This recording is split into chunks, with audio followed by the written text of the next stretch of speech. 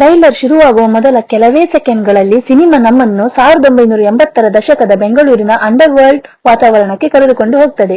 Colour tone, ಲೊಕೇಶನ್ಗಳು, costume ಎಲ್ಲವೂ ಆ ಕಾಲದ ಫೀಲ್ ಕೊಡುತ್ತದೆ.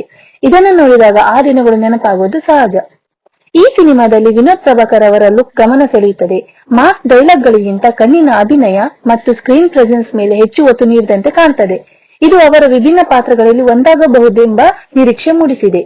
ಇನ್ನೊಂದು ದೊಡ್ಡ ಪ್ಲಸ್ ಪಾಯಿಂಟ್ ಅಂದರೆ ಪ್ರಿಯಾ ಆನಂದ್, ಆಶೀಶ್ ವಿದ್ಯಾರ್ಥಿ, ಅತುಲ್ ಕುಲಕರ್ಣಿ, ರಮೇಶ್ ಇಂದಿರಾ ಸೇರಿದಂತೆ ಅನುಭವಿ ಕಲಾವಿದರ ತಂಡ.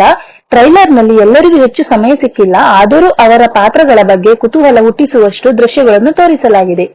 ಸಂತೋಷ್ ನಾರಾಯಣ್ ಅವರ ಹಿನ್ನೆಲೆ ಸಂಗೀತ ಟ್ರೈಲರ್ಗೆ ಬೇರೆ ಲೆವೆಲ್ ಎನರ್ಜಿ ಕೊಟ್ಟಿದೆ. ಪ್ರತಿ ಕಟ್ಗೆ ಮ್ಯೂಸಿಕ್ ಚೆನ್ನಾಗಿ ಸಪೋರ್ಟ್ ಮಾಡುತ್ತದೆ. ಕ್ಯಾಮೆರಾ ವರ್ಕ್ ಕೂಡ ಸ್ಟೈಲಿಶ್ ಆಗಿದೆ. ಆಕ್ಷನ್ ದೃಶ್ಯಗಳು ಕಣ್ಣಿಗೆ ಚೆನ್ನಾಗಿ ಕಾಣುತ್ತವೆ. ನನಗೆ ವೈಯಕ್ತಿಕವಾಗಿ ಇಷ್ಟವಾದ ವಿಷಯಗಳೆಂದರೆ 1980ರ ಬೆಂಗಳೂರಿನ ವಾತಾವರಣ, ವಿನೋದ್ ಪ್ರಭಾಕರ್ ಅವರ ಹೊಸ look, back ground music, cinematography. ಆದ್ರೆ ಟ್ರೈಲರ್ ನಲ್ಲಿ ಕಥೆಯನ್ನು ತುಂಬಾ ರಿವೀಲ್ ಮಾಡಿಲ್ಲ.